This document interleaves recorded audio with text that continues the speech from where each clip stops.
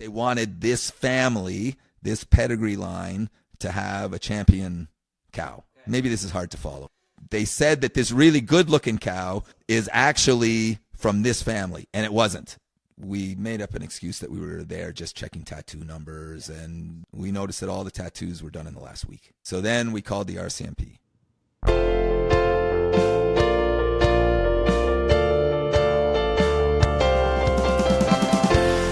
This is the Personal Finance Show.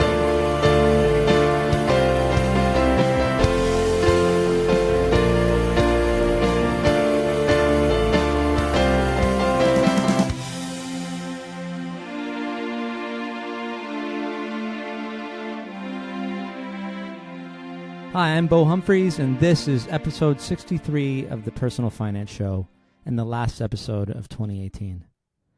I've published one episode every week since January of this year, and it's been such a great experience. I learned so much from every guest, which is what I hope for you when you're listening. I'm going to take the next few weeks off from publishing episodes and prepare all of the episodes for the first 3 months of 2019.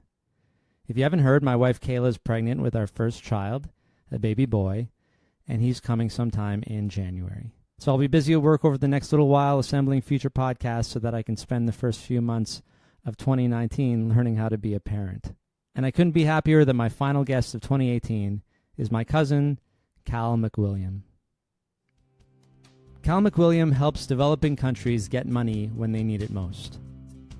Cal is a senior economist at the World Bank, a global organization that helps to reduce poverty and build shared prosperity in developing countries. Cal will meet with the government officials of these countries who have already reached out to the World Bank for loans or grants and provide them with the funding they need. Okay, it's not that easy. The government officials might need to make a few changes before they qualify for the loans or grants. These are usually changes that will improve their country in some way. Positive changes. Sounds like it should be an easy decision, right? Implement policy change that's meant to improve the lives of your citizens, and you get money from the World Bank. Money you asked for. Money that you said you really need. And if it's a grant, you don't even have to pay that back. But often Cal will visit these countries after speaking with their government officials and find they haven't made the changes necessary to qualify for the money. Despite these frustrations, Cal continues to dedicate his career to helping others, as he has since he started at the Canadian International Development Agency, or CIDA, in the 1980s. Cal now lives near Washington, D.C., and I was very happy that he agreed to sit with me when I was visiting earlier this year to talk about his personal finance story.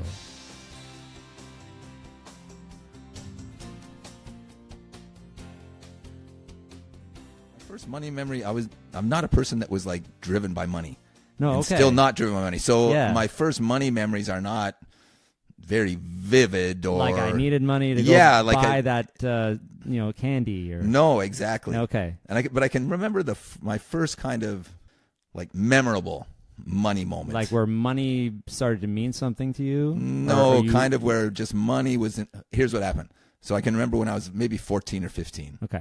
And my dad ran these businesses up in Grand Bend, this cottage resort area. Okay. On Lake Huron. Yeah, on the coast of Lake Huron. So what kind of business? So he was always the entrepreneur. So he always never worked for anybody except for I think the first year or two of his career after he got he went to Ryerson in electronic engineering or something. Really? Okay. Not engineering, like electronic. Like building electronics? Repairing at the time. Yeah. Repairing televisions and radios and radar systems. So he was working on radar systems up in the north. That was his first job. But then he came back and he opened a TV sales and repair shop, him and a buddy. Nice. I think it was his best man at the time. Opened this business, and then he just went from one business to another. So like opening more business or changing businesses? Changing businesses. Okay, yeah. He went from there to running a marina. Okay. That was located at the Windsor Yacht Club because he was always into boats, and we always had boats as a kid. So he bought the local marina, and he ran that for a few years. And then he opened arenas in the Windsor, Essex County area. And that's where you were living in this whole time. Yeah. And so would you say he was a serial entrepreneur? Oh, yeah, totally. Yeah. And he just saw an opportunity where there was a shortage of rinks. Sure. Most of the rinks in Canada are public. Yep. They're owned by the communities. Okay, yeah. And he said, it takes a long time to get public funds and for a community to build a rink. And so he just started building rinks in the Windsor area. And there's a big demand from Detroit, too, because they didn't have very many rinks at all. They would just hockey was booming over there. And so I think half his ice time was rented. And then one of his things was ice rinks in the winter. And then he had this resort in Grand Bend in the summer. There was a restaurant there, an ice cream shop, a beach stand where they were, selling, hot dogs and hamburgers and drinks and whatnot on the beach. You were working there? And yeah, so I would always work there. But I can remember this goes back to my first money memory. And it was, he left me up there for a week. Okay, like to by myself at like 14 years old. No, because the house we lived in needed to be painted. So he said, you stay here for a week and you scrape the entire exterior of the house. Oh, great. The whole week. The whole week, all by myself. And he was paying me like X amount of dollars. I think it worked out to like $3 an hour or something. Like back then in the 70s. Is it summertime? Yeah. Like, so you're off school. This was early summer. And he said, you go and you spend this whole week. Yeah. And I'll pay you a certain amount. Exactly. Which, like, you weren't thinking about the value of money. Oh, no, because I didn't have a need for money. Yeah.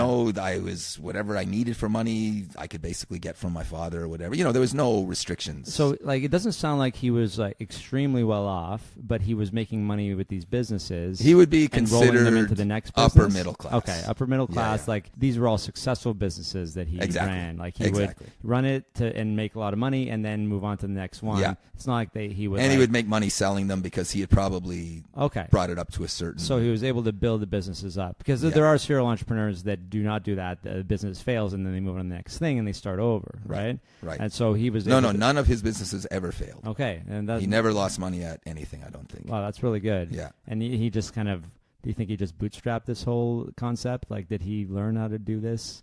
Oh yeah. Like, he didn't go to business school. In the family blood or something? Not in his side of the family, because my grandfather on my paternal side, his father worked in the auto industry. Yeah, okay. In Windsor. Sure. But he was like a plant manager. You know, basically blue collar, but exactly, but moved up to management as over his career level. Yeah, but he would have probably worked 40 years at Ford or Chrysler's, and then retired. And then but your dad didn't follow in his footsteps. No. He wanted to. Yeah, did you guys ever talk about this? Not really. Like, why? Like, what drove him? Yeah, why would he do? Seeing his dad have a probably comfortable life, moving up in management, why he decided maybe there's no the capitalism there. There's no room to grow. Because he really made the most of his ability to have no cap, right? Like, there's no cap on your dad's income. No. When you're in your own business, entrepreneur, he just kept making it bigger and bigger. Meanwhile, he could have been working just as hard in a regular job, and it would have grown much slower. Who knows how your life develops, right? Yeah, I think a lot of it true. is just chance and opportunity at the time, and a decision here and a decision there, and it ends up. But he probably liked the freedom of having I think these businesses. So your first experience is so then he left me up there for this week. Yeah, scraping and I was supposed to scrape the whole house. I can remember they were putting these like blocks in at the beach. Okay. Where the parking lot is. Oh, okay. And they were looking for local labor. Like to lay down. To lay all these blocks. Yes, just grunt work. Yeah, okay. And they were paying $5 an hour. You know how to scrape houses. Yeah, so they were there, and this was like 2 blocks away, and you did it at the same time, or this is after you were done scraping? The same week. Same week. And so I said, screw the house. I'm going to make an extra $2 an hour.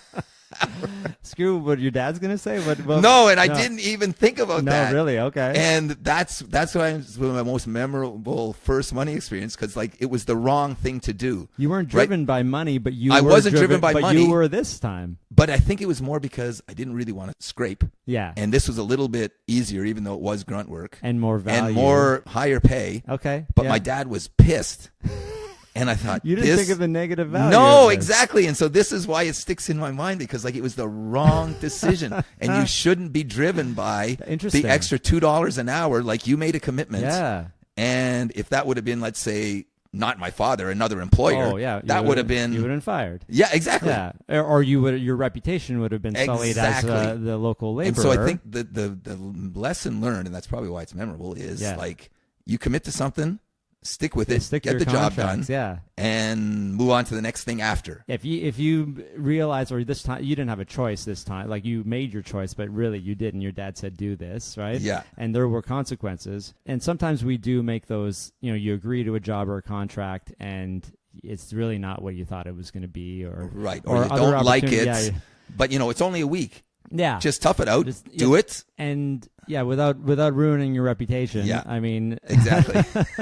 So he probably didn't give me another responsible job for a while until I was maybe 16 and a little more maturity. So because of the businesses and your dad was doing pretty well, then you probably didn't have to work for anybody else in high school? No. And not at all. So at the rinks, he had hockey schools eventually after he sold the thing in Grand Bend, and he left that. He had hockey schools, and I was a hockey player, so I would act as a counselor there, taking care of the kids, tying their skates, collecting pucks, doing all the grunt kind of work working for your dad, but you wouldn't get paid for this? Oh, yeah. Okay, so he would pay you. Yeah, and that was another thing that shows kind of how I really didn't care for the money. Yeah. I've never been driven by money, because I can remember his accountant, kind of his manager, saying, we're out $900 or something. Yeah. Like, what's going on? And I can remember my dad then coming to me and saying, are you cashing your checks, or are they just piling up in your drawer? He's like, I need to reconcile. Yeah. And I'd go back and say, oh, yeah, I've got about, I don't know, $900 here. You just thought they were like certificates to frame. Because again, I did need money. If I needed $20, I'd ask him for $20 if I needed. That's an interesting thing, right? Because in a way, your dad's teaching you, like, you're working, you're doing a job, and you're getting paid. Getting paid, yeah. But you're also not having to buy anything with this money or do anything with it, so you're not learning how to do that. No, I wasn't learning how to budget or how to... Any of that. I mean, we might be skipping ahead, but when do you remember first having to do that? University. Yeah, okay. So you went out I remember at university, so what would happen is I'd work over the summer with my dad at these various things, and it was sometimes more than just hockey school. There were times when I would run the midnight shift at the rink, or whenever something. you're needed. Yeah, whatever is needed. And so what would happen is I would try to make that money that I made over the summer last for as long as I could into the school year. Okay. At university. And then, of course, it never lasted long enough. You can't really make enough money over the summer to get you through the whole year, kind of. And so I would try to make it as long as I could. And I can remember being fairly frugal, but not starving student frugal, just so that I didn't have to ask him for money, until at least maybe into the second semester. Well, what was his policy on school? Like, who pays? No, he paid. So he paid. No, it was a total. School. He paid for the school, but this was your living expenses that you're talking about. Exactly. Yeah. And food, entertainment, beer money, why? Stuff like that. It's an interesting thought, right? Like, he seemed to be okay providing the money when you needed it, but why do you think it was hard for you to ask, or why do you think you didn't want to ask? Like, right I off think the bat? Because compared to my sister, who was also at school, he was, I think, harder on her money wise. Interesting. Because he perceived her as more of a free spender. I see. So it's like he kind of knew I was not frugal, but not wasting money. Frugality. Not wasting money. Exactly. I wasn't spending money on things I didn't need. That's right. And so there was kind of a little bit of a challenge. Okay. To see how far I could get and make him think that I'm doing my part and not really spending too much. I mean that. But I always knew I could just go to him. Yeah, you're very practical. I guess practicality as opposed to frugality. I think. Yeah, exactly. Because you're. No, I wasn't cheap. No, you're very practical. Yeah, and I wasn't getting other guys to buy my beer or that kind of stuff. Yeah, taking care of yourself. Yeah. So at this point, like, what did you decide to start in university? Like, what kind of degree did you want? Agriculture. And so my original motivation was to be a vet. Okay. To be a veterinarian. Yeah. And so that was my original. original. Had horses. Yeah. So at that time, we were on a farm. Yeah. Okay. With horses, race horses, and I said, "Well, I'm interested. I love the racing industry. I love the horses.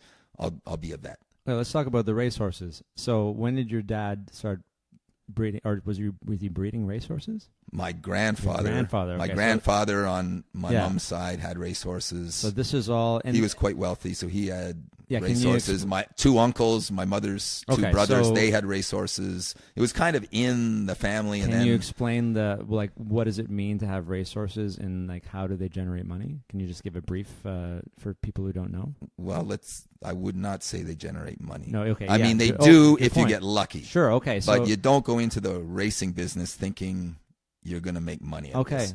Interesting. With very few exceptions. Yeah. I mean, there are some people like the trainers, yeah. or the farm managers, or people that work for somebody in the racing industry. Okay. But as an owner Yeah. and a breeder of racehorses, you need a pretty good plan to make it. Okay, so To have an expectation of profit. so in they that already industry. had money then. Exactly. It's people who already have money who can buy racehorses. The racing industry is 80% people who are wealthy from previous occupations, So how and far- enterprises, yeah. and then there's a 20% that struggle. So how and far scrape by. how far back can we drill down? Where did the original wealth come from?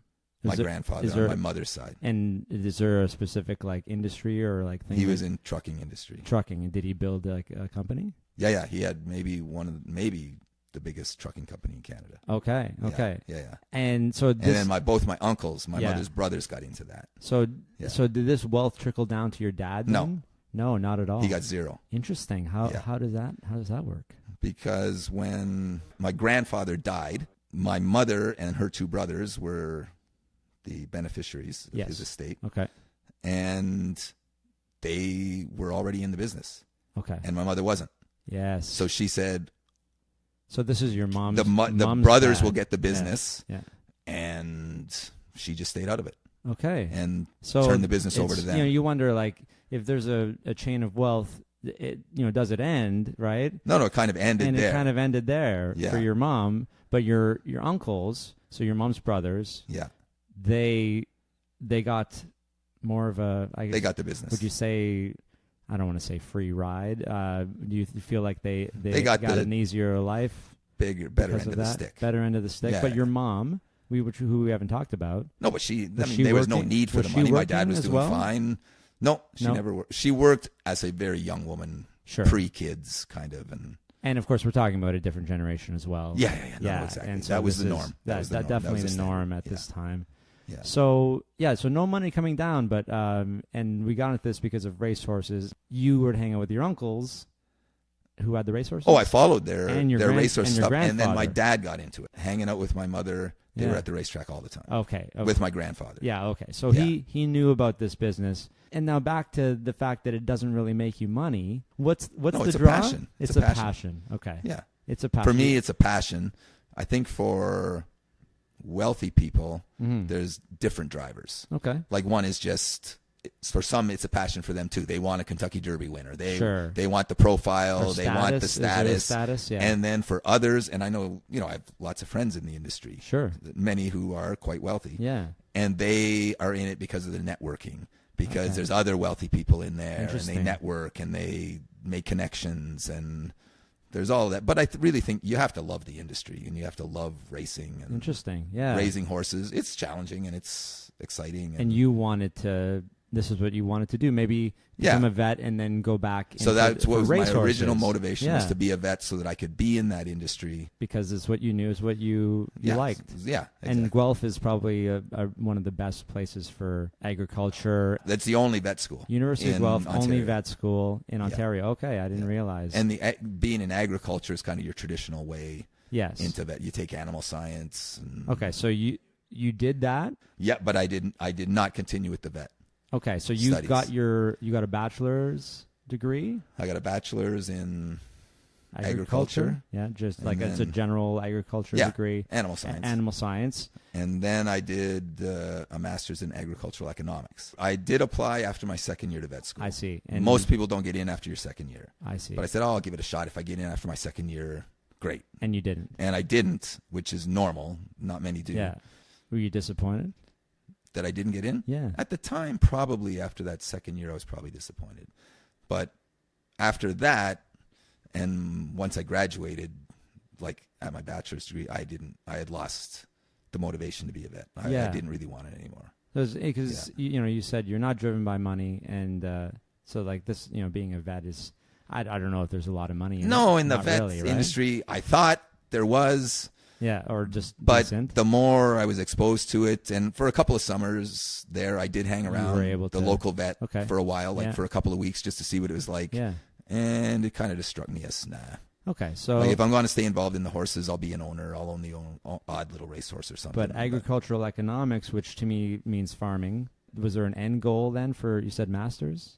No, I did not have a grand plan. No, okay, at all, yeah. ever. Yeah, it was kind of like so none of this was like you guys weren't in finance or anything. You weren't talking about economics a lot. Your dad probably had a line on certain trends here and there to be able to have successful businesses. Yeah, but no, he was a businessman, scale. Not an economist. It's micro, small business, which is I guess his would be small to medium size business. Yeah, small. This is microeconomics, and so you're studying agricultural economics like.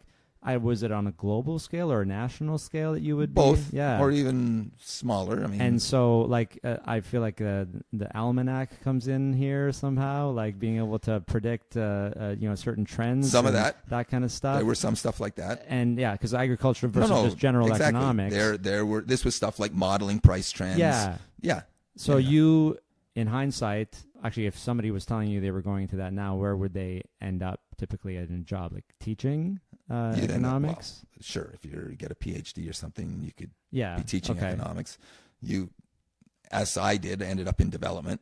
Okay. Because agriculture is a big driver around in developing countries. I mean, most developing countries are dependent on their agricultural sector. So government. Government is where you. That's where I started. Okay, so you get your master's. Are you working at all during this time? Do you need to be making any money during this? No.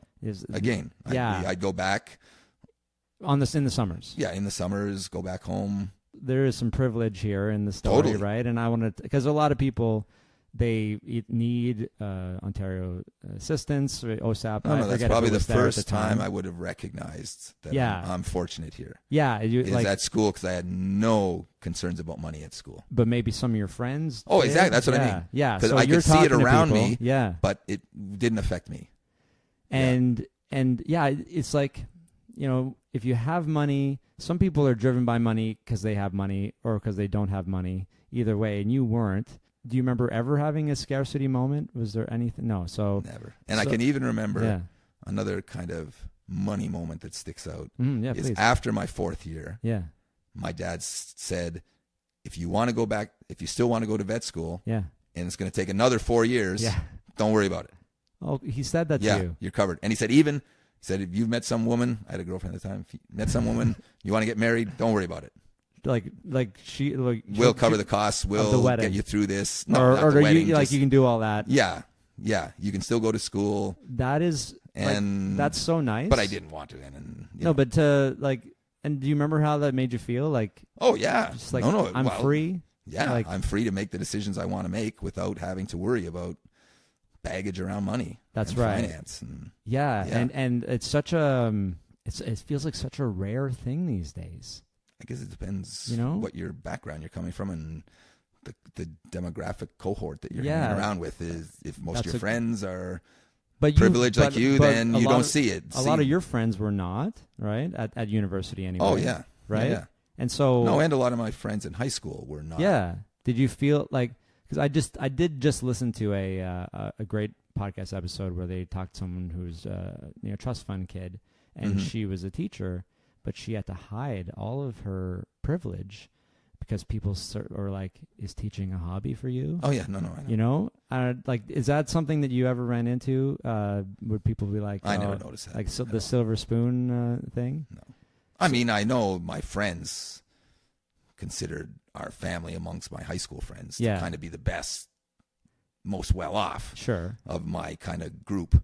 But there was nothing in your face about it or resentment. Okay, so if you were driving around in like super fancy cars and flying in private jets, that would have been a little extra. You were just able, I never got a car until I graduated. Okay, it was like my graduation present, and it was like a $6,000 Plymouth Horizon or Omni or something, whatever they were. Let's see, what I like about this is that you had an advantage, but you didn't take advantage, right? That's true. That's the biggest difference, because like you hear about people who become lazy. They abuse it. They abuse basically. it. Yeah.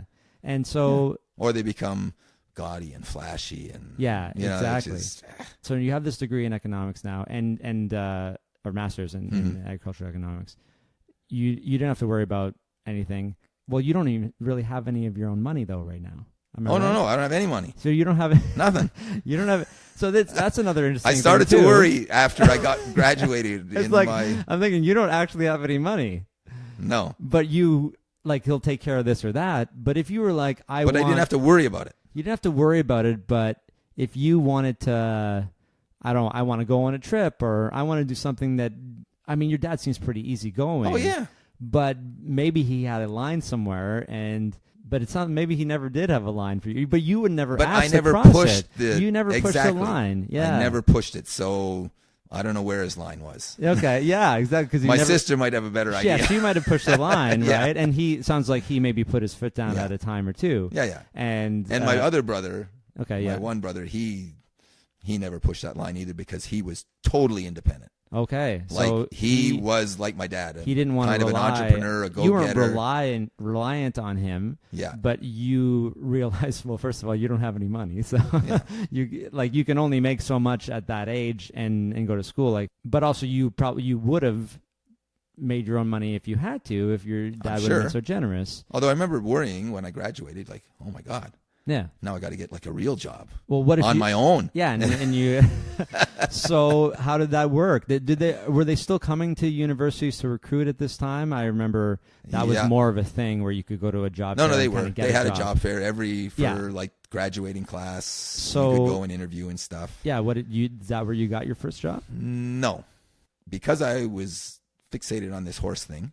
Yes, and that was kind of still still and there, that's part of the that, reason I went into agricultural economics. Yes, to continue is part of the economics of the horse racing industry, and I wanted to work on that, and that's what I did my thesis or master's. It's not a dissertation, but thesis.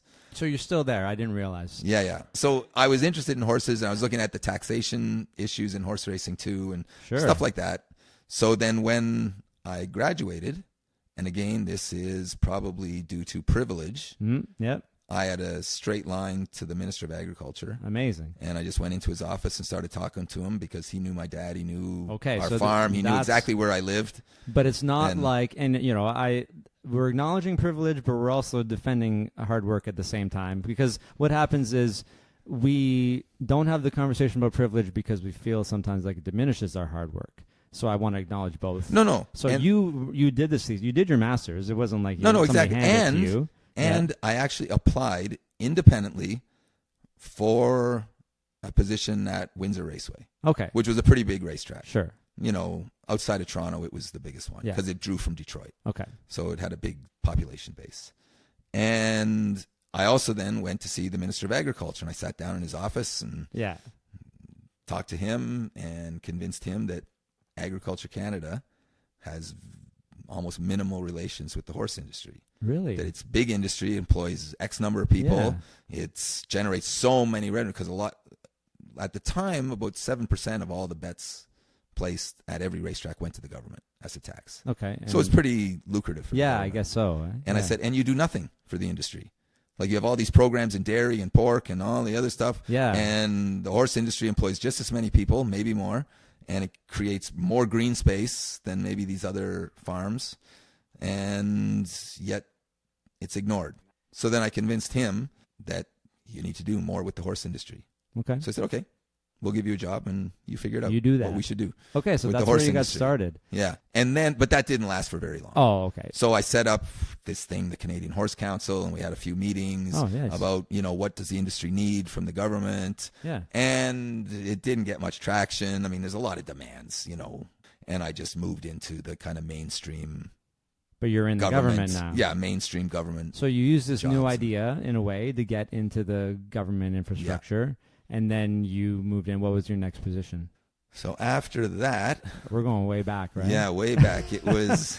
Can you, just for perspective, can we get a date? What's the date now? You're starting. So I graduated you're in your 20s? in '79 within. So we're in the 80s then. So now we're in early 80s. Okay.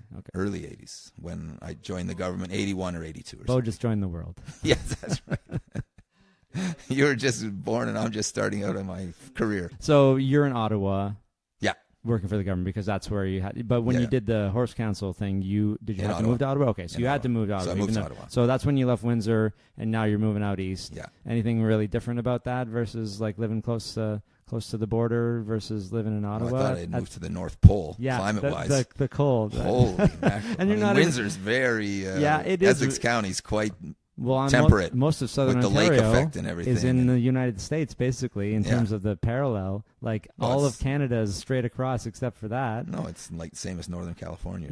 Exactly. In terms of the latitude. And it's funny, Ottawa is not even, like, I never consider it to be Northern Ontario. No, I know. But seriously, like, I thought it moved to the North Pole. It was so friggin' cold. But you can skate on the Rideau. Oh, yeah, but not in that and you weather. have, what is it, Winterfest? What's it called? Is it called Winterfest? The Winterlude. Winterlude. Yeah. There you go. See, I just to test to see if you're actually from Ottawa.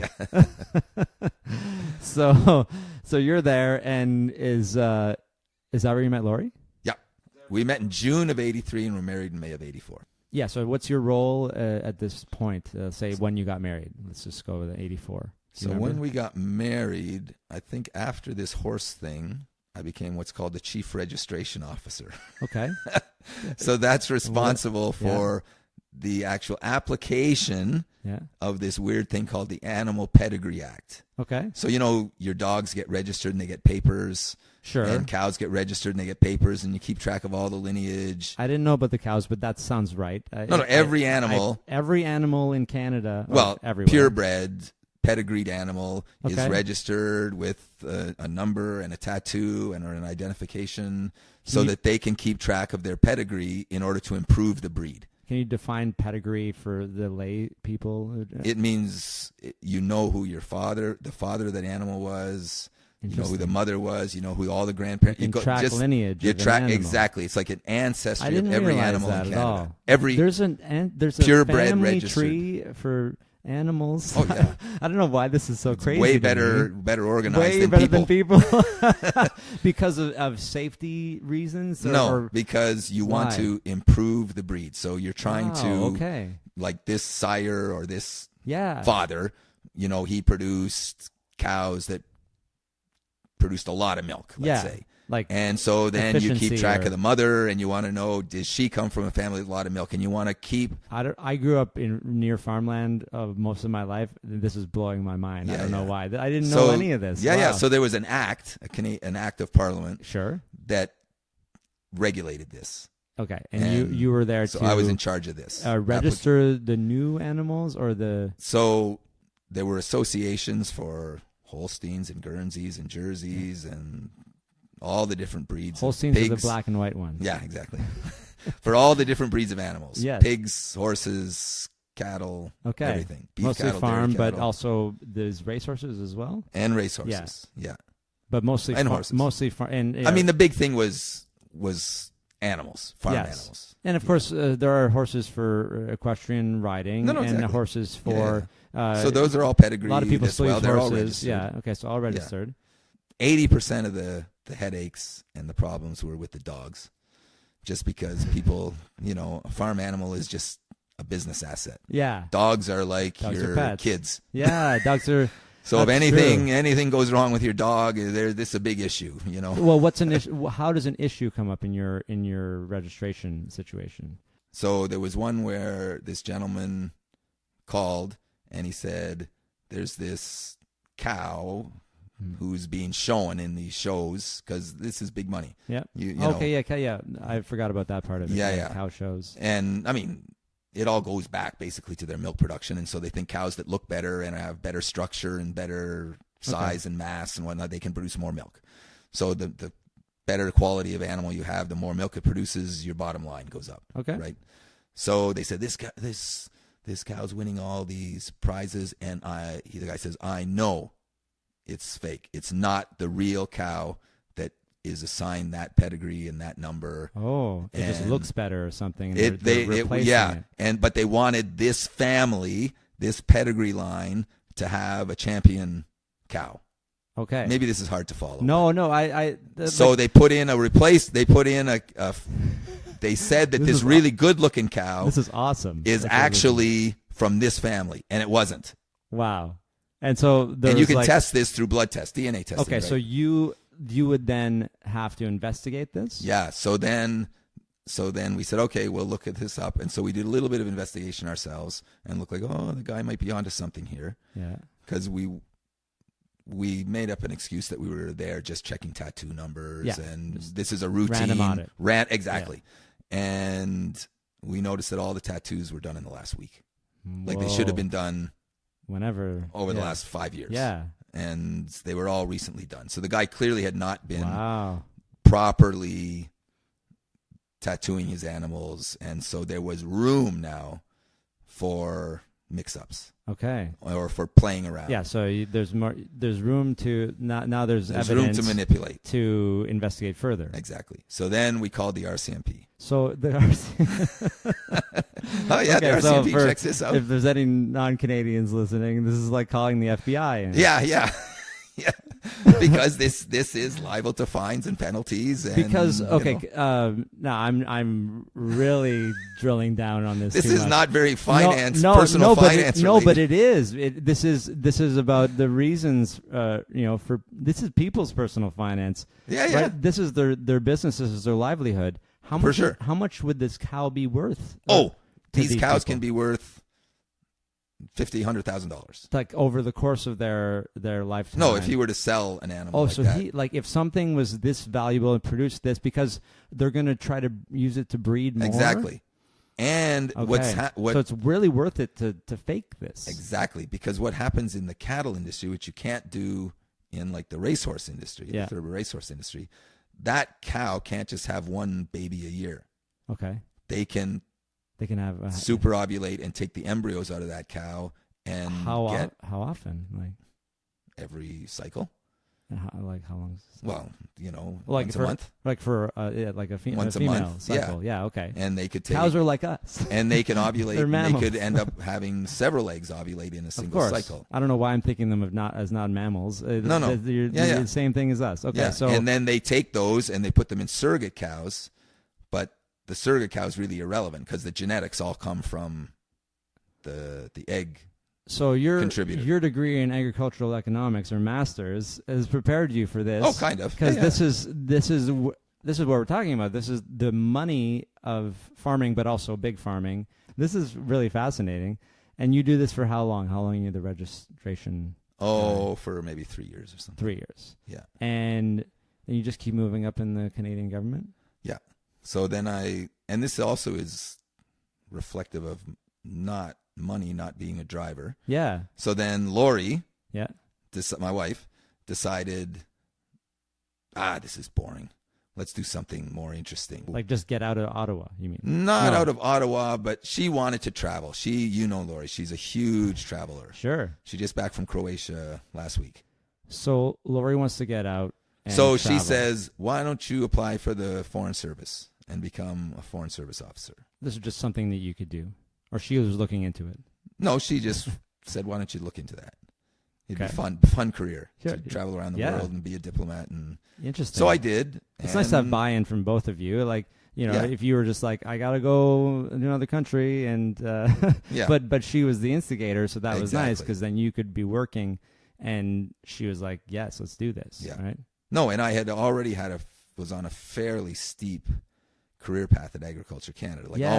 Because then after the chief registration officer, I got another promotion and a higher level job, and all my colleagues at my level were in their 50s. So how are you? And I was like in my 20s. How are you getting these? You just knew your stuff.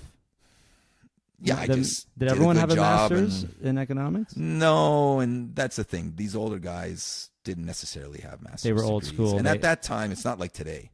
No, where to get everybody any job has you need a master's. So you had a bit of an advantage there. Sure. And also being young and you're not driven by money, but you seem to be driven by improving things. What was your drive? What would you say? Like even today, there's a drive for you still doing what you're doing. Today it's more trying to make a difference in some of these countries I work in. But you don't feel like that which was is very difficult and is somewhat frustrating. So you're not sure if I would definitely say I'm not sure if I'm making that happen. But with that drive is what keeps you trying. Yeah, and you make these little you can see these little differences that Sure. you make, which is about all you can expect. You're But not going to then- transform the world or transform one of these countries overnight, but you can make steady progress. I guess you need to keep that perspective in your Yeah, head exactly. too. Otherwise, you would be really No, and that happens to disappointed a people lot. in this business. I mean, they just say, I'm banging my head against this wall for the last 30 years. I quit. Let's jump ahead quickly, just briefly, and we'll come back. Can you tell us exactly what it is you do at the World Bank? I handle our, what we call our direct budget support loans Okay. to these countries. So there's probably three main tasks. So one is I manage these big loans to these countries, and this is money that just goes straight into their budget. Yeah. It's not to build a power plant, it's not to build a dam, it's not to build a road or a school, Okay. or it's just to support their budget. They asked the World Bank for money, Yeah.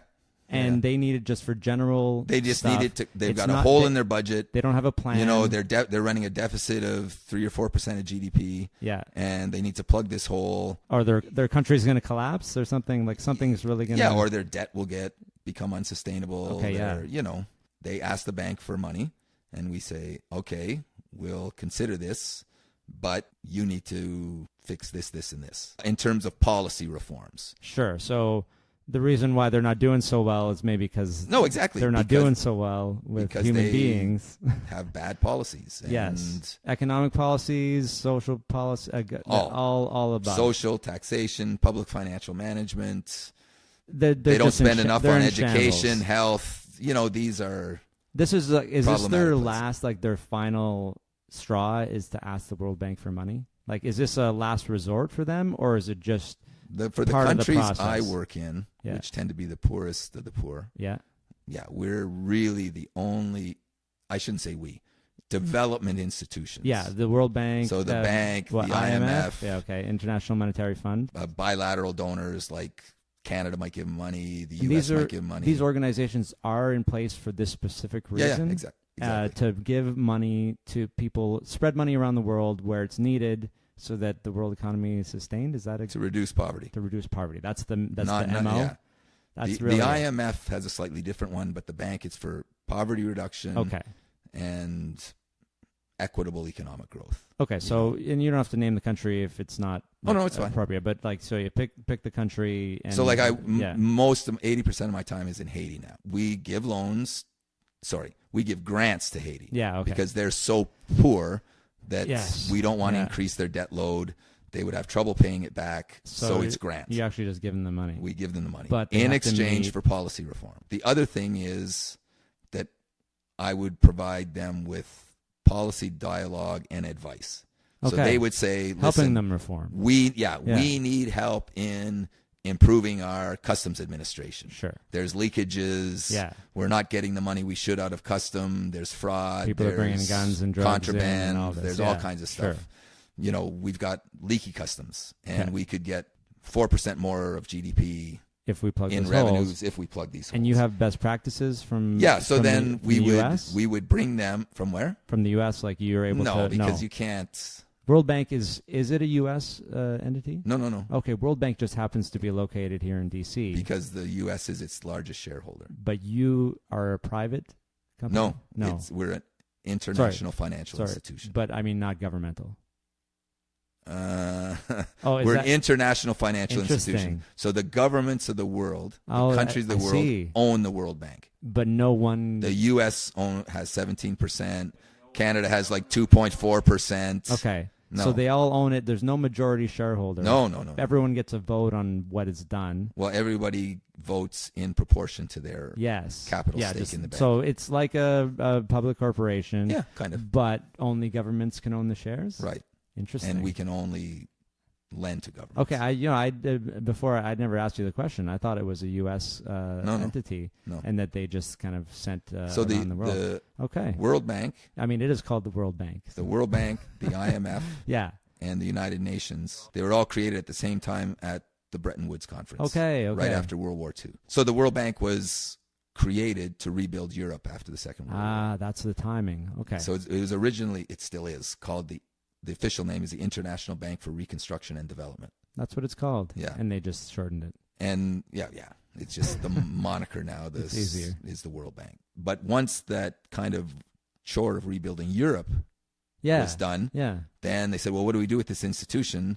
And all the money and capital it has. Yeah. And then they switched, like in the 60s, late 50s, 60s, to, well, let's do the same thing for developing countries and get them up and running and get them, out of their difficult situations. So you have best practices from your awesome people that work at the World Bank that know how to right. So countries. the bank has it's about experts 16,000 employees, and we have experts in everything. Yeah. Okay. So like I said, if they needed, let's say Haiti needs help in customs reform, I organize our customs people to come help them.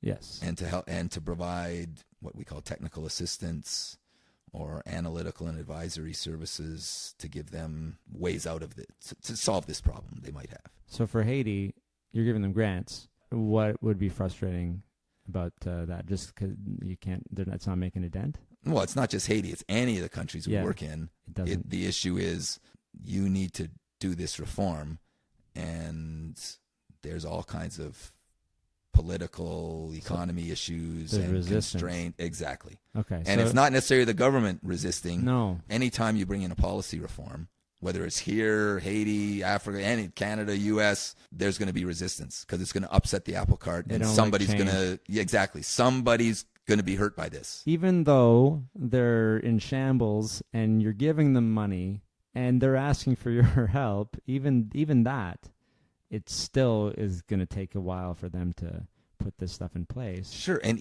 like as I said, even if the government recognizes, yes, we have to do this. Yeah.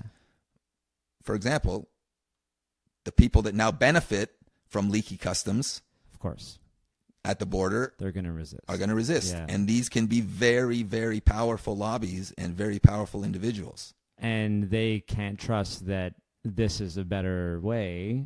Like it's not in their self-interest for them to now have to pay duties on their imports. Of course. Because they weren't paying them before. So they're actually not going to get any benefit from you helping the country. The country's going to benefit, maybe, the other people, but not these people who are involved in the illegal activities. So it can become frustrating because there is always resistance to reform. Yeah. And you have to try to figure out what are the political economy constraints. Where's the resistance going to come from? How can you maybe beat back that resistance a little bit? How can you assuage, some of that resistance and get this reform through? And that's challenging. Okay, I just wanted to jump ahead just to talk about that a little bit because it does kind of tell us that you've done good with your privilege. And the journey started with you joining the Foreign Service. Exactly. So I joined the development stream of the Foreign Service, which is working with developing countries. Okay. And delivering Canada's development assistance to these countries. Canada has a sort of a World Bank fund, as you Canada were has saying. CETA. It used to be called CETA. Okay, so you work for CETA. I remember that now, Agency, which has now been subsumed under the Ministry of Foreign Affairs. Okay. So CETA doesn't exist anymore. So they had a separate organization just for developing countries and helping them, and that at that time meant you would move to that country. Or whatever country. There's positions in Ottawa where you're managing things from there, and then there's positions. Local. I guess you always need a local person in the field, right? In the field. There's people in the field. So you got a job as a field person.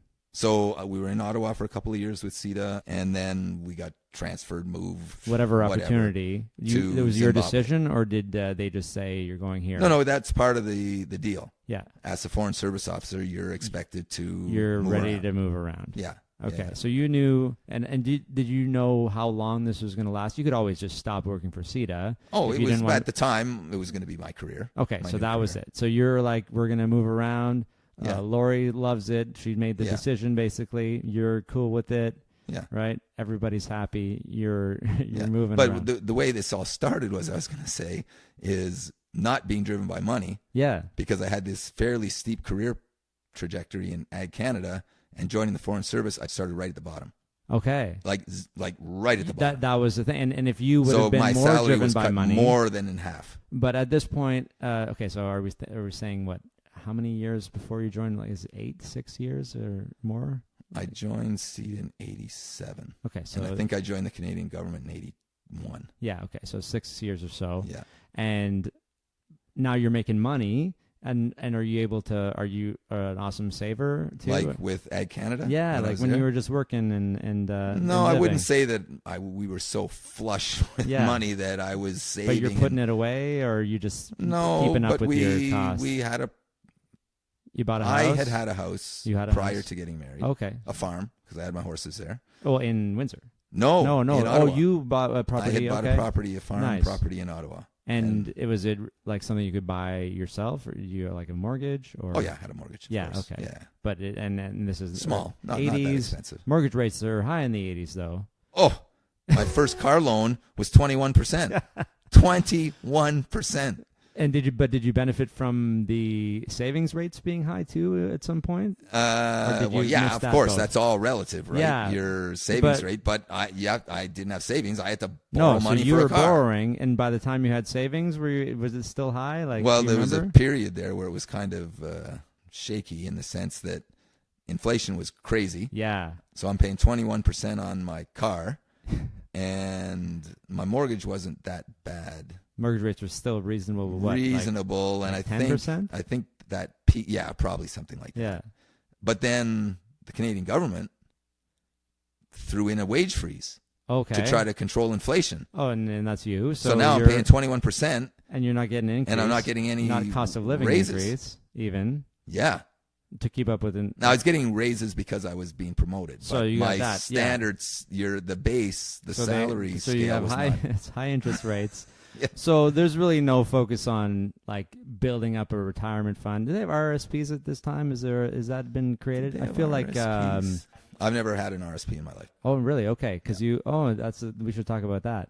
Right. So we bought a farm, and then being married and whatnot, it was not ideal to be out in the boonies, out in the rural areas. So you sold the farm and bought an apartment complex. Okay. 4-unit apartment complex. And we lived right downtown in the market. Yeah. And we lived in one of those units and rented out the others. How many units? 4. So you're a multiplex or multi-unit apartment as your first investment. Exactly. And we investment property. And so it paid for itself, I'm guessing. Oh yeah.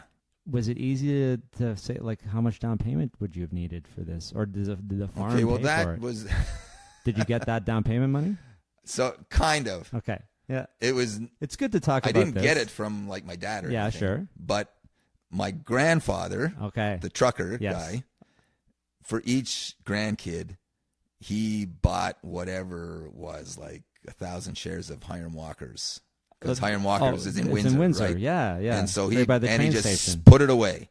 Okay. And back so in when, like a long time. Well, like when I was born. He bought you 1,000. Okay. Yeah. So you got this benefit? 24 years later, however old I was, I said, well, I'll just cash that in and use that as a down payment for this apartment complex. Yeah. That's what I did. Okay, amazing. Yeah. You use it for good, again. Well, I guess, yeah. To build your future. But it was a gift. People get gifts and they squander their gifts. Oh, no, right? for sure. So this is important to talk about. And I knew it was there since I was 16. Yeah. And I just left it alone. Interesting. So you let it grow even more, or I guess it was growing? But it was nothing growing? Super. It wasn't like some. Do you remember how much it was? Can you say? I think by then it was maybe $35,000 or something. So that's probably a nice down payment for this fourplex. Exactly. Plus we had sold the farm. And then plus the farm. So there was a little bit of equity there. So you had probably a smallish mortgage then. Not smallish. No, okay, because it was a four unit. Yeah. Price. Okay, so you had this mortgage, but the rent's all covered it. The rent, and now people talk about rental properties as being a job. Did you find it to be a job? Did you find the maintenance to be hard work?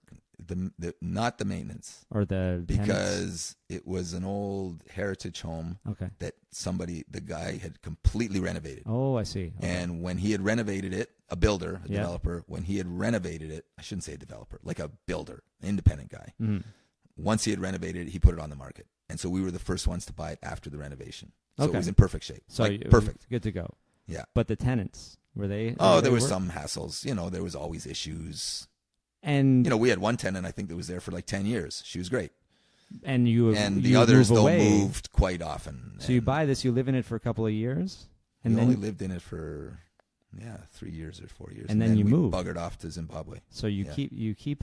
So we gave it to property manager. A local company. property manager, and also rented your unit out Yeah, too? so then we were renting all So four. you now have this property, still paying the mortgage with the rent, and you hired somebody to take care of it locally, and you take this placement in Harare, Zimbabwe. Yeah. So let's talk about the standard of living for you then in Zimbabwe when you get there versus ridiculous how it is for locals. So Oh, yeah. they bring you over there, and you got this a compound. Well, we've got a full acre property, totally walled property, secure. It's got to be really nice safe. Gardens, a Because pool. it's not safe for you. People. No, we had guards. Yeah, so at guards. the gates. And Did it feel weird to I be never in that? lived like that. No, before. no one, no one in Canada. No, but it didn't feel would have. weird. I mean, everybody else did it that was there. All That was our just cohort yeah. did it. And so, what's your work like there? Are you meeting with the Zimbabwean officials? So actually, we were based in Zimbabwe, Yeah. but I was responsible for Zambia. Okay, Zambia. Okay. And I also had like a townhouse in Zambia. So when I went up there, I stayed in a townhouse there. Did you buy it?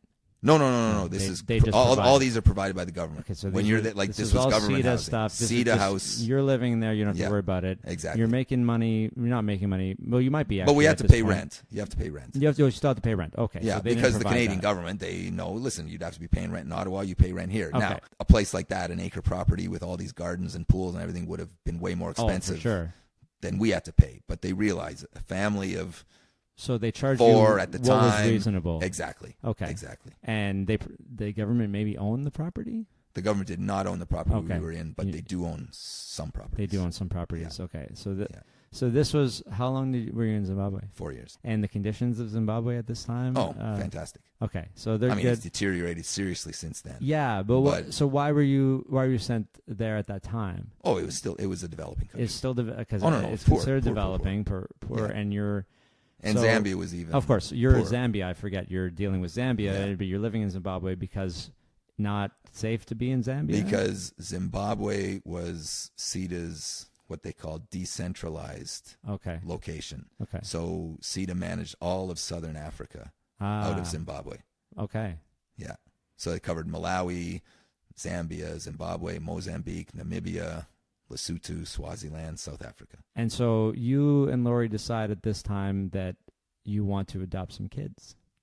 We actually adopted a kid before we went to Zimbabwe. So you were working for CETA and you put in for adoption. You thought maybe you didn't know where you were going to go No. yet, but you would take, if you got the adoption Oh, yeah. gone through, you would take the kid with you wherever Exactly. you would go. Yeah, yeah. And was it just before you left, if I remember correctly? Yeah.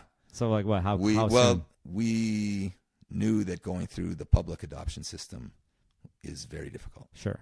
and it takes years. Okay. Especially if you want a baby. Yeah. So you start. It's ridiculous. start early. Years and years. Yeah. So we said, Oh, listen, we there's have another a very option. short window here, Ah. so we have to go to private.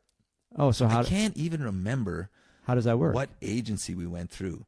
There's private agencies. You can do that now. Even? Oh, yeah, I think so. Okay. Yeah. Yeah. So some like expectant mothers Yeah. don't want their children going through the public system. Okay. So they make an arrangement with a private adoption agency. I think they're usually like nonprofits or some Yeah. kind of charitable Like organization. vetted in some way. Yeah, exactly. Like Exactly. respected and Yeah. So we knew trusted. we had this very short window because you have to have 6 months of like approval. They come and they check you Okay. out Yeah. and make You sure have to be everything's good fully and settled in. background checked and everything. Yeah. But even after you get the child, you have still have 6 months of them coming to check and do home visits and all this stuff. Okay. Even if you're in Zimbabwe. That's why we had a short window because we couldn't be in Zimbabwe I see. until after this 6 months. Okay. So you got Keenan while you were still in Canada before you Yes. left. It's you because you had to. She was born in January, Okay. And you left. and we moved to Zimbabwe in September, October. And were you supposed to go before that, but they let No. you stay a little longer, or you just No, it just worked out that way? Just worked out. Okay. And where did Keenan come from? So she's born in Toronto, Yeah. Okay. and the mother had kind of just denied her pregnancy. Oh. Okay. And so she became available at the last minute with no real notice. Yeah. And because we had I'm telling you, we hadn't completed our home study and finished all our arrangements a month earlier. The requirements. A month earlier. Yeah. And normally this still takes years. Yeah, you're waiting and the waiting. private. Yeah, Sure. you wait and wait and wait. But because she was mixed race, she had been turned down by 4 or 5 families, so they offered them to people that were higher on the priority list than us, who had been on the waiting list for longer. And they said no. They said no, and then they said, well, listen, let's forget this. We know that Cal and Lori don't care about the race of the child. Yeah. Let's just go straight to them. How does it work? Do you put, like, people can put preferences? You put, for sure. Do people want... Not just race, right? Blue eyes, blonde hair. Really? It's like... They want them to look like the mother. Child? Is that what people want? They want something to look like them? Listen, not people. Some people. Yeah, some people. There are some people that have these very distinct preferences. They allow them to do that, and I suppose they still do? Yeah, I think so. I don't know why that seems so weird. And they want a child that's under 2 months, and it has to have, all these Some people might want an older child. I don't know. Some might. I think some do. That's adopting from a foster agency. Yeah. I don't know why that's so strange to me. But you guys, you were like, we didn't care. We just want to, like, I guess you want a healthy baby, but either way, like, let's just have somebody we can take care of. So this baby was born. Keenan was born in Toronto, and nothing had been done. And so that's why they were in such a rush. So just go straight. Cal and Lori will take this baby. We know it. Let's just go straight to them now that 3 or 4 people had turned down this child. And so we had to rush right to Toronto because she was in the hospital. Wow. And the mother had left. So, Because I guess she would probably go into a foster system if not. I guess she would have done something. I don't know how like that works, but something like that. So you get to spend some time with her for 6 months in Canada. Yeah. And then she's technically then Canadian, which is good. Yeah. So everybody's Canadian. Yeah. So you move then with her to Zimbabwe. I'll admit, I thought she was from Zimbabwe for a while because you have this new baby. Yeah. And how old am I at this point? I don't remember. Either way, I might not have been paying attention. 89. Yeah. So I'm still a kid. Yeah. And I'm like, well, you have this baby, mixed race, as you said, in Zimbabwe. Yeah, you must have got her there. And then somebody explained it to me later. I didn't get it. But while you're working in Zimbabwe and Zambia, you make the decision to adopt another kid. Yeah. So and Liam, one of my trips up to Zambia, Lori said, why don't you just check it out? Because Zimbabwe, we couldn't adopt it in Zimbabwe. Okay. Because Zimbabwe had more tense. Not tense. There weren't major racial problems at the time we were there. Oh, okay. But there was still this issue between the races. So whites couldn't adopt, really. Wow, interesting. In Zimbabwe. Okay. Very, very difficult. So Lori said, just check it out next time you go up to Zambia. Yeah. So I think on the next time I went up there, and I always drove up because it's, 6 hours from Harare to Lusaka. So I would just drive up and... Sure. I can empathize now because I've been driving for the last bunch of days. But that, before this past week, I'd be like, "That's a long." No, and it was a drive. nice drive. You'd always see giraffes and elephants. Sure, and wildlife. It was a nice drive. Okay. So I think I went into the Department of Social Services there on a Tuesday, and came home with Liam on Friday. Wow, just like that. Yeah, and it's like up there. It was when I said, we're just wondering if you can, is it possible? And they're like, please, here. And he was like, which kid do you want? Really? Like, yeah. That was how it is. Because they had of course, at that time, they had a major problem with the AIDS epidemic. And so there were lots of AIDS orphans.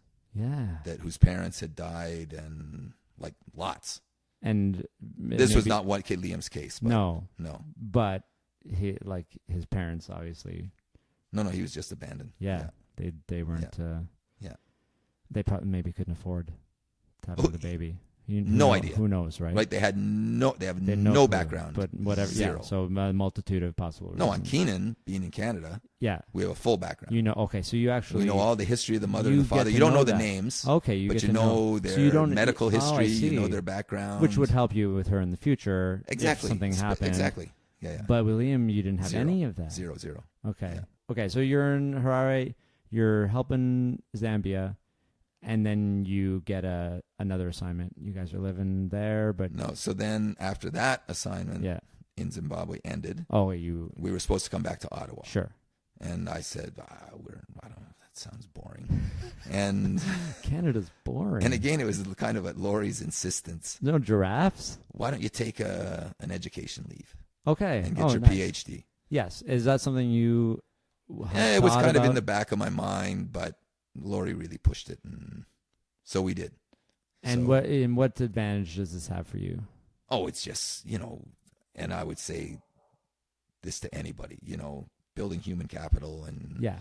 is really important. Yeah. And it's just gives you another leg up on the competition and your career. People are like, no more And, school. I was still in my 30s. I don't want to do school anymore, they say. Yeah. But it's worth it we got to keep growing and keep learning. Yeah.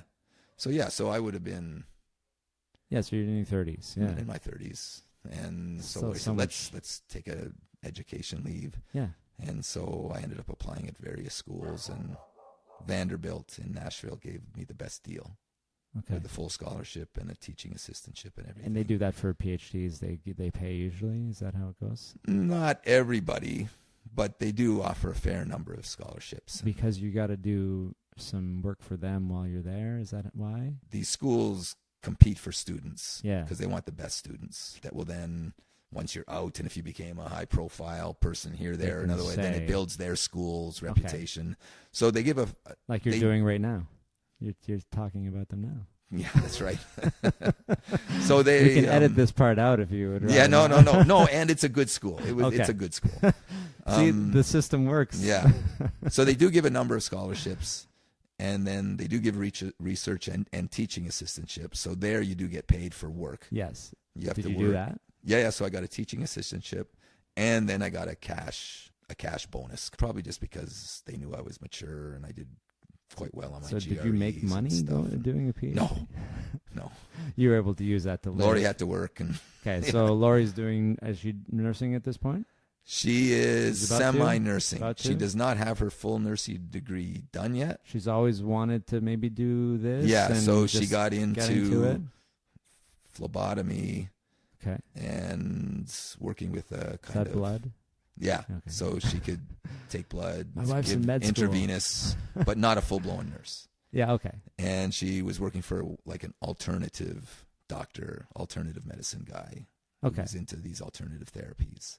So it's just, she's always helping people. You guys are just No, and she helping and people she left really and liked right. it, and that I think really spurred her interest in nursing. So that Sure. when we came back to Ottawa, eventually after Nashville, she finished her nursing degree. in Nashville. Was she? In Zimbabwe, was she able to do anything? Or She was working under contract on CETA projects. Okay.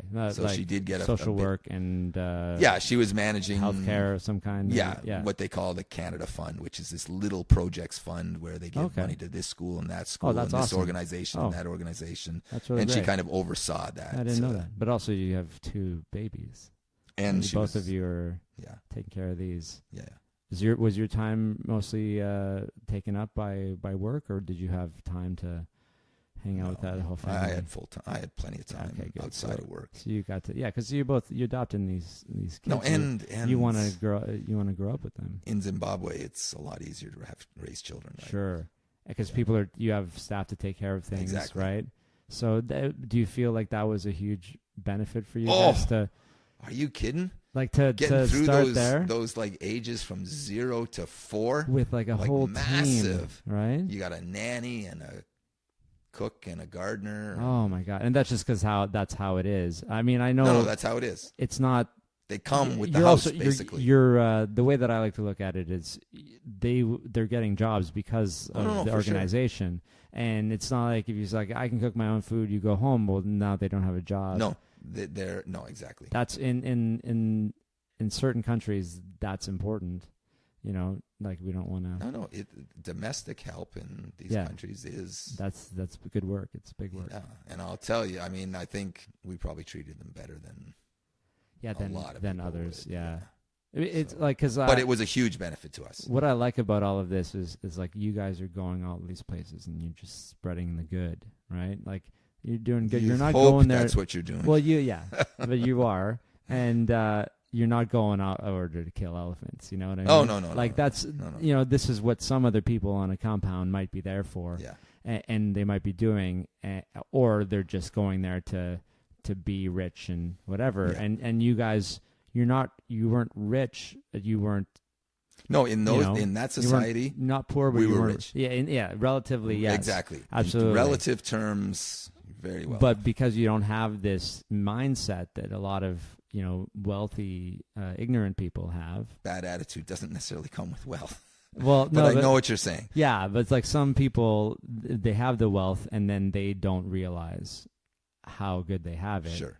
And then You they could say treat that. people poorly. Oh, I agree. And they don't have some of that. perspective, Some of that goes right? on. Yeah. And yeah, I guess like that's. But it need not be the case. It's one of the main things here is that I want to convey to everybody listening is if you're in a situation of privilege or if you come into it, there are two ways you can go with it, right?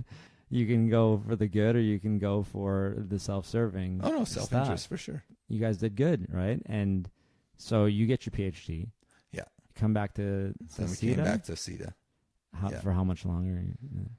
So I guess we came back in like 97, something like that. Yeah, okay.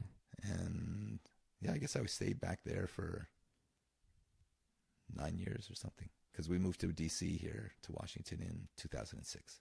2006. So you're doing everything that you were doing in Zimbabwe, but remotely, or Exactly. sort of. Yeah. I mean, not slightly staying in different the- role, but Sure. still the same general. Yeah. work. And you just got this opportunity to do what you do now for the World Bank. So I came to the World Bank originally as CETA's representative I see. at the World Okay, Bank. so it was connected. Yeah. Yeah. That was supposed to be 4 years. So 2006 to 2010. And then. The Harper government came into power. Okay. They're not very, I mean, I don't want to criticize, whatever, but Sure. they were not very development friendly. It wasn't Okay. a very good atmosphere. Funds at CETA and development assistance was, So being governmental cut. It was a low changes. priority for the government. And it just was not a very good environment. Not just from what I hear, although I wasn't there at the time because I was here. There was just kind of a lot of unease within the government of Canada. So then I just switched to staff at the World Bank. So I became like a full-time staff, nothing to do with Canada, nothing to do. And I retired from the Canadian. I left the government of Canada at that time. Yeah. Like how hard was that to do? Oh, bye. You just asked somebody. Yeah, bye, gone. Yeah, I'm going to do this. Yeah. Done. Okay, here's a new. No, you here's can a new easy to badge. resign. Send your letter. And then immediately you get hired. You resign. No, I made sure I had a job. You had that at job. the World Bank before I put in my resignation letter. This is an interesting thing because not a lot of people maybe know what it's like to work for a government within another country and then move into just you're already in the country, but now you're not. Like, do you have like how does it? Do you have diplomat status of some kind here? No, like when you were CETA in different places. In like, Zimbabwe? What's your status? Oh yeah, no, you're a Canadian diplomat. You're a Canadian diplomat. So, we're doing pretty good for time. And my longest one is an hour and 37 minutes, and we're only an hour and 26. So this is pretty good. I'm going to be your most long-winded guest. No, I like it. And there's nothing else that talks about breeding animals and the economics of that. So that's definitely staying in. But can you explain benefits or like how a diplomat versus just somebody else working on a different visa? Like, what are the differences? Yeah, I mean, as a diplomat, we could import things duty free. Okay. So, and you kind of had to in Zimbabwe. Sure. Because there's not a lot of consumer goods that we would have been used to. Okay. But just stuff for your own personal use? Yeah. Yeah, okay. And so we were Lori particularly would make semi-frequent trips down to South Africa where things were much more available. Sure. And bring them back. Okay, so so you could just do that. So from any that. country you can import duty free. Okay, wow. Yeah. So if you were more on the evil side of the diplomat, you could take advantage of that. Could take advantage of that. Would you say in the world there are diplomats who do this? Is that yes, not that you know? Not that you know. I did not. No, not that you know them, but absolutely. Just this is something that people do take advantage of. Yeah, for sure. Okay, interesting. For sure. And so, and when you were then working at the World Bank as part of the Canadian government, you were a diplomat here in the United States. No, so how does you that actually become a bank employee? Yes, though on loan from the Canadian government. You actually officially wear two hats. You wear your Canadian representative hat, but you're also a bank employee, so you're supposed to be looking out for the best interest of the bank, but representing Canada's perspective on the board of directors at the bank. Interesting. Yeah. And so do you have people whispering in your ear from Canada then? Oh, yeah. Yeah. No. You have the whole When things whole would come team, up yeah. at the board, Sure. like for decision, Yeah. we would call Canada. Okay. And we would say, what's your take on this? What should we be doing? And it didn't mean we had to follow exactly what they said. No. If it was not in the best interest of the bank, if there was a conflict. The bank But takes they were precedent, I informed. guess. Yeah. They said, here's Canada's perspective. And typically, we reflected that. Okay. With so, rare exceptions. like, yeah. No, because the other thing is that because the World Bank is made up of like 183 members or something. Sure, yeah. I forget the exact number, but 180 Yeah. something members. Not every member has a seat on the board of directors. I guess not. There's only, at the time, there were only 24 executive directors. Yeah, and there's the now ones 25. with the most percentage, the highest percentage of representation. So Canada, yeah. even every country is represented at the board, but so Canada represented Canada, Ireland, and most of the Caribbean. Okay. And so sometimes Canadian interests were not the same as Ireland's or the Caribbean's interests. So sometimes we would say, no, this time we're siding with the Irish. That's a better perspective. So you're wearing a bunch of hats on Exactly. on this. Exactly. Yeah. And But usually there weren't conflict. I mean, normally we actually just gave our best advice and made our best decision, what we thought was in the best interest of the bank and the these countries decisions in general are about where the money goes. Exactly. It's it seems like a lot of responsibility. No, it's about where the money goes. It was about evaluations. Is the bank doing the right things in education sector? Are they doing the right things in the health sector? Those kind of things. What's the tone like? Is it like we're all here to help the world? Yeah. Like, is it hugely positive? Because it sounds so positive. No. The bank is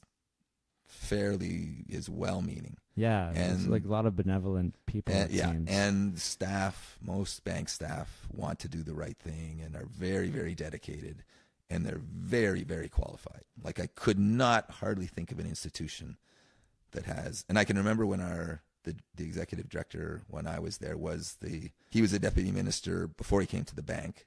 Okay, yeah. He was the deputy minister of Environment Canada. Okay. So he led Canada's environmental negotiations, and he was the head running COP11. And I can remember at one meeting at the bank, some issue on the environment was coming up, so we invited the bank's experts in. And I remember after the meeting him saying, out of the top 10 environmental experts in the world, 4 were just in this room with us right now. Yeah. So, and this is altruistic motivations is what brings all these people together. I think, yeah. This all comes back to you're not being driven by money. No, right? but I do have to say, the bank is very well paid. I'm sure. No, these people. No, well, you need the best minds because not that money attracts everybody. No, because that quality of person can make that money elsewhere too. That's right, and you don't want the lack of compensation to be a reason for someone to leave. So that's why, to get those best people, the bank does have to offer for sure substantive salaries. Let's just close up on as to why you don't have any RSPs. Oh, on that? Yeah, because I'm okay. Here's why. That. So because we have an idea of your path and how you made it to where you are now. We can see that you're getting your PhD. You're probably very well compensated. You already had the 4-plex, which you have now sold. We sold that when I moved to Washington. Okay, and so in the meantime, so we held it for a long time. They sold that, but I remember living in another house in Glebe visiting you in another house in Glebe in Ottawa, where you lived when you went back. Yeah. We had both of those properties. So you had that and the apartment building, which was, I'm guessing, paid off very quickly. Or is it still going? We still had a mortgage when we sold it, but it had increased in value, of course. And we did well. Like we're talking about relatively well. Buying it in the 90s, no 80s. Bought in the 80s. 80s. And would have selling sold it in the 2000s? 2007. I can only imagine. Yeah. So you're Plus, doing it that. was cash flow positive for most years. Yeah, exactly. Yeah. So you're not even. It's like it's paying for itself and appreciating. Yeah. Like this is great lessons in getting started early, like in going back in time to the 80s and buying something. Yeah. If we could all do this, that would be great. Or if you live in an area that is up and coming, you know. No, for sure. Like Ottawa's a more difficult. I must say, Ottawa's, I think, is a more difficult rental market now. Okay, yeah. Because, whether you're in Ottawa or Toronto or New York, you can only charge so much for rent. So if the Rents can maybe be double in Ottawa what it is in Windsor. But the property values are 5 times as much in Ottawa than they are in Windsor. Exactly. So that can be... It's much harder to cover and be cash flow positive in Ottawa or Toronto or Vancouver than it is in most other, or Calgary or these. Oh, for sure. Yeah. Because you're getting a $800,000 mortgage if you have a 20% down payment on $1 million house. And you can't really charge more than $3,000 a month or something. Yeah. You know what I mean? So, and your mortgage payment might be $4,000. So I did run into that with one of my previous landlords, and he had to keep reducing the rental, and then revealed to us that mortgage plus condo fees was barely covering it, if covering it. Yeah. But he tried, but he couldn't get anyone to pay that rent. Right? Exactly. And just that's you didn't run into this problem though, or no. So that's what I'm saying. Yeah. So buying it in the 80s. Yeah. The market was not as inflated. Yeah. It's much more difficult to do now in Ottawa or any of these major cities. So you had the house in Ottawa plus the Plex that you weren't living in. They were renting 4 units, and then so you lived in the house in Ottawa until you moved here.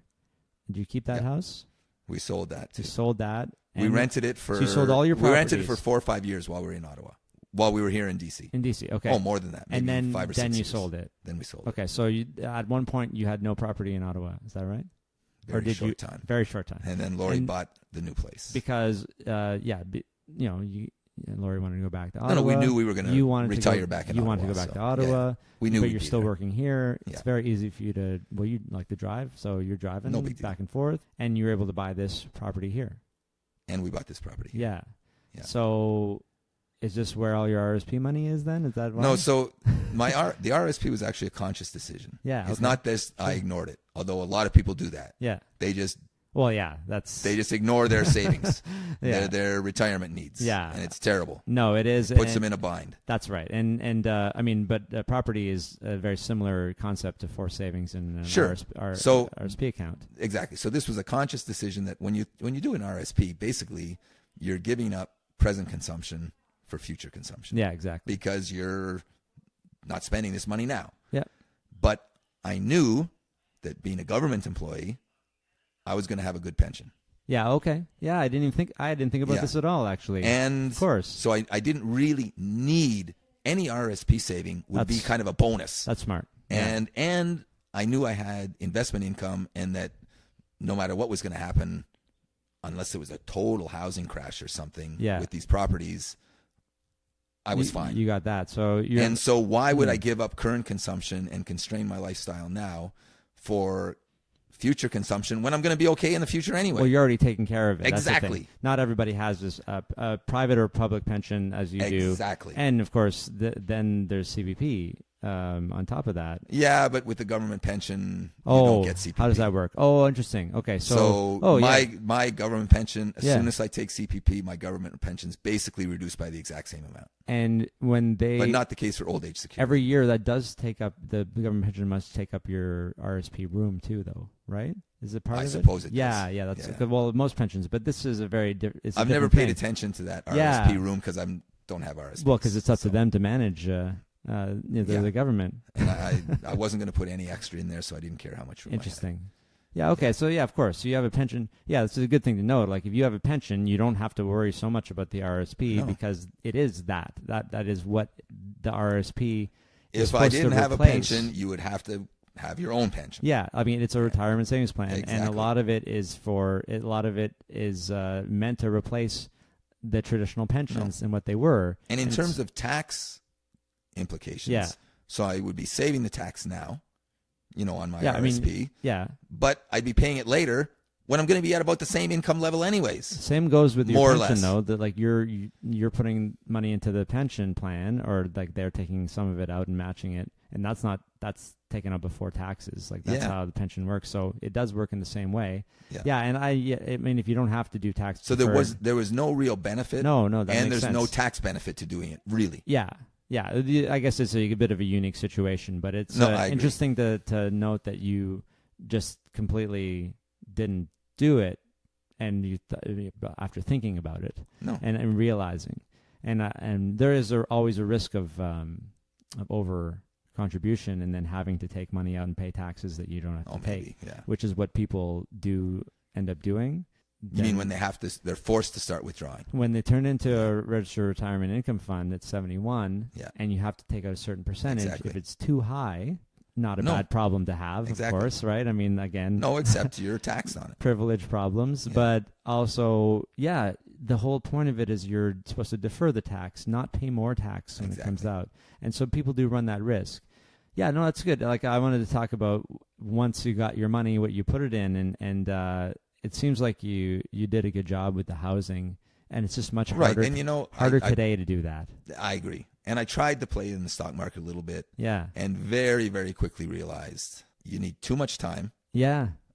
There's guys that get their whole degree and career in Yeah. this stuff and don't beat the market anyway. That's right. So why would I think I'm going to do better than just throwing any excess money in a mutual fund or something? I wish everybody could make this, have this realization. No. Like before they buy a whole bunch of stocks and lose their shirt, because it's true. Like, and also you could even say, yeah, maybe an active mutual fund if you were thinking of that at the time, but then we can go even further. These guys who manage the active mutual funds don't necessarily have any proof that they're doing better than the markets anyway. No. So the best thing I've always said is just stay diversified across a kind of decent set of mutual funds or whatever. By the market. And yeah, exactly. Yeah. And you don't have to worry then. And by, like, I don't talk about this enough. I've had other guests to talk about real estate, obviously, but if you can get an investment property that pays for itself, I mean, the risk is super low. Like, it's just that it is a job. Like, you have you have to pay hire attention somebody. to it. You hired a property manager. Yeah. That was part of your costs.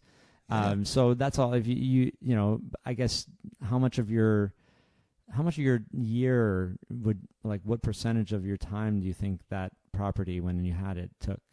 With the property manager? No, like with almost zero. Yeah, so that you turn that in, the money became thing. But before you had that, how much time? Well, when we were living there, yeah, well, is the only time that I didn't have a property manager. You were right there. Because we were right there, and there'd be maybe, let's say, a vacancy a year. Yeah, okay. Or maybe 2 vacancies. And in you'd a have year. to work to try to fill And it. so I would have to go in there and maybe paint and paint the walls, do this. One time I completely took all the carpet out and put down laminates in all the units. And so that's a bit of work. But I would say it wouldn't have been, on average, 5 hours a month. And you were lucky with tenants then. Pretty lucky with some tenants. people have we had had the odd horror one stories. time we had a horror story in that case, but other than that, it was. Was there poop involved? Because it usually there what? involves poop of some kind. There was, but that was in the police car. Okay, I think that's a really good place to end it. Yeah, because we we could have another half hour just drilling down on whatever that story was. Thanks so much, Cal. Okay, thanks. If you like this episode, please subscribe to the podcast on Apple Podcasts or however you get your podcasts. And if you're on Apple Podcasts, please go give me a 5-star rating and write a review. If you're already a subscriber, you're the best. I'd love to get your feedback on this episode in my new Facebook group. To find the group, go to Facebook and search for The Personal Finance Show. Once you're approved, you'll be able to interact with me and previous guests of the show and other fans as well. Because right now, I don't know who listens to the podcast. It's not like there's a list of who listens and who doesn't. And, the only way for me to know what's happening out there and who's enjoying the show is through reviews and through this Facebook group if you want to come and talk to me directly or send me an email. As I said at the start of the episode, this is the last episode of 2018 and I'll be taking a few weeks off. But I have some great guests lined up for the next 3 months. First up in January will be Melissa Leong, author of the new book, Happy Go Money. Then I have the founder of Total Control Financial, Damian Lupo, Jackie Lamb from HeyFreelancer.com, and Nico Barroweed, head of international business at Nova Credit. And that's just January. I have guests lined up for next year and the year after that and however many years it'll take me to interview everybody. Everyone has a personal finance story, and I want to help them tell it. Thanks so much for a great 2018, and I'll talk to you again in the new year.